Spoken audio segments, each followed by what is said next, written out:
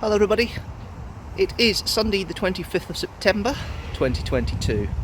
I'm in Port Glasgow, home to the first paying steamship, the Comet. Ferguson Shipyard, which is behind me here, currently making ferries for Caledonian McBrain.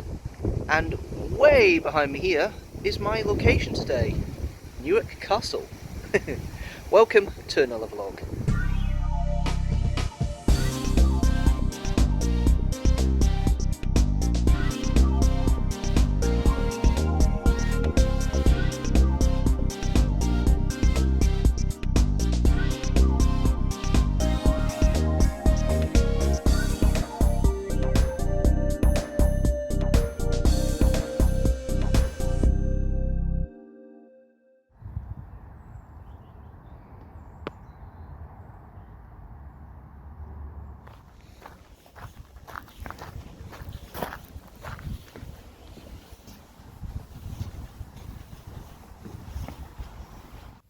So the bottom floor are storage areas, and steps going up, which I'll explore in a minute. But doesn't matter how old I get, still love the vaulted ceilings. That's why it's straight through the floor from the floor above, to be fair. So we're in the oldest part of the castle, the tower house. This is the bottom floor. On the floors higher up is not in service at the moment. Not a problem.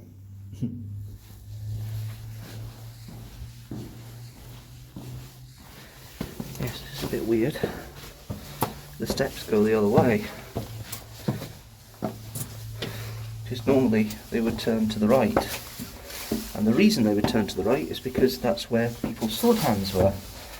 This one turns to the left, which makes it a little bit more difficult. That's locked. But for somebody like me, who's a left-handed swordsman, I might have a bit of an advantage going up these steps. So this bit is closed in the tower house here, but we can see from this balcony bit what the room is like.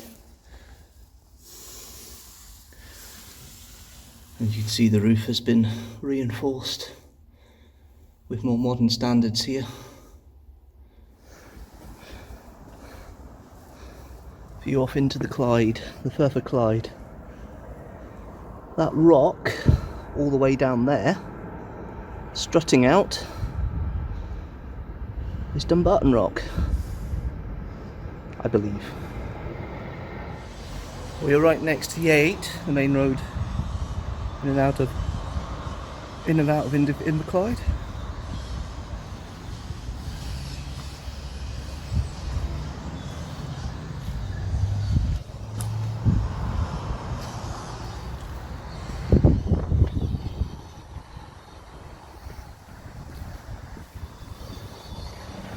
It's the main courtyard there.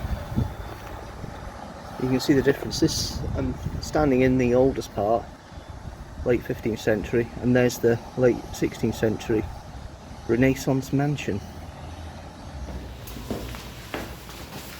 Okay, into the palatial palace. This is a unique feature of Newark. These are press beds. So there used to be beds that pulled down for you to sleep in. And they're apparently the only surviving example in Scotland. And I know I've said in other castles which are better examples of paintwork on the beams. This one's still got paintwork on it, as you can see here. It's not as extravagant as an Aberdale or even Hunting Tower, but even so. So this part of the palace was built by Patrick Maxwell in 1598, something like that, late 16th century. and he was a very influential man, but very bad man, because he's known of being quite nasty to his wife, also murdering a few people, but because he was such a help to King James VI, they kind of brushed it under the carpet. Just shows even 400 years ago, you still get people who can do terrible things and still get away with it. Take note, certain politicians. In the 1590s, this castle underwent a major remodelling by Sir Patrick Maxwell. It was transformed into a Renaissance mansion with a newly ornately decorated north range. Private stair to the wine cellar, and it looks like we can go down. Let's have a look. Oh. Steep steps and a low ceiling.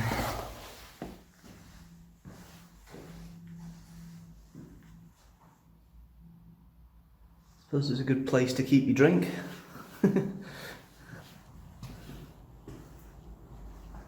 All these labyrinth of tunnels here.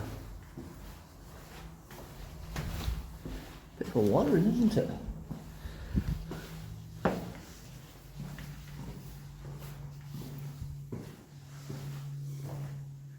Another storage cellar with a slop drain in the corner. These cellars are one of the places where, when Newark was sold in 1694 by the Maxwells, it became a storage place. And lots of things were stored here, and I will clarify it, but I think that's possibly why the castle's still in good nick, because it's been in continuous use up until it went into public care, that it was maintained to an extent. A salt box. Of course, salt was very important in the Middle Ages and into the Renaissance era because it was such an expensive thing to mine. What I have found out is that Scotland used to have its own type of salt, kind of grey salt, which was a lot better quality and a lot more expensive. And it was marketed out by, of all people, the English, with their lighter, whiter salt that we all have today. But yes, Scotland used to have a grey salt that they used to mine. Not far away from here, if I remember rightly, there is in Fife there is actually a salt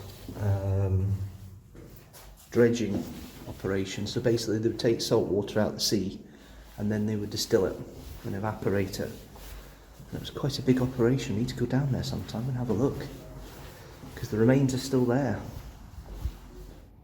So this is the galley. This is where all the main bed chambers would be. And you can see the roofing here. This is what's amazes me with some of these places, some of the roofing. Now, I'm not sure if this is original or whether it's a newer, but it makes you think how well preserved some of these buildings are still, even to this day. But it was used, the castle, continuously for trade. Once it was sold off by the last Earl Maxwell in 1694, it was utilised for trade quite substantially, all the way into the 19th century, so it didn't have a long time in obsolescence. Yeah, can confirm that some of the beams above are original. Wow. Just shows how well preserved they can be if you have the right conditions and the right humidity. But this is the gallery. But there's constant works going on, hence the scaffolding in this area. But it still gives you a sense, even in this bit, about all the different bed chambers that you would have had along here. And there is the Ferguson shipyard. See, when you go to castles, you see these kind of abutments coming out from the walls.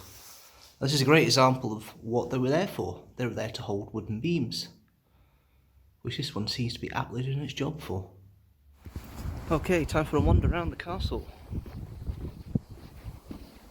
Newark Castle has, for many years, been a hidden gem, lurking behind the giant cranes and sheds of the shipyards.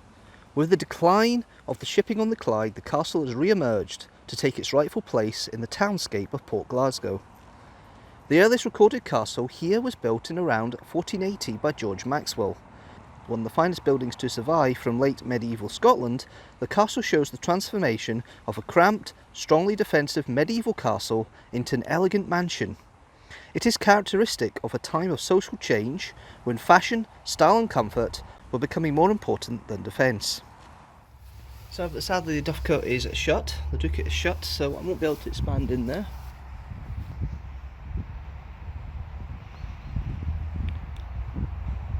I do think the sun's come out at the right time.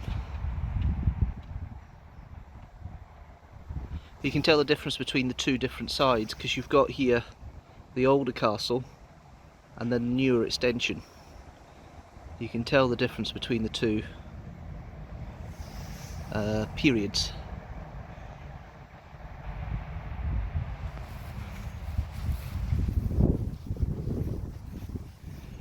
Well, Maxwell made sure when he remodelled the top to put his name there. Look at that PM at the top there. That's it from me. Thanks for watching this vlog. Leave a comment down below if you've been to Newark Castle and what you thought of it. It's been a few years since I was last here, but certainly it's been very interesting once again going through all the nooks and crannies.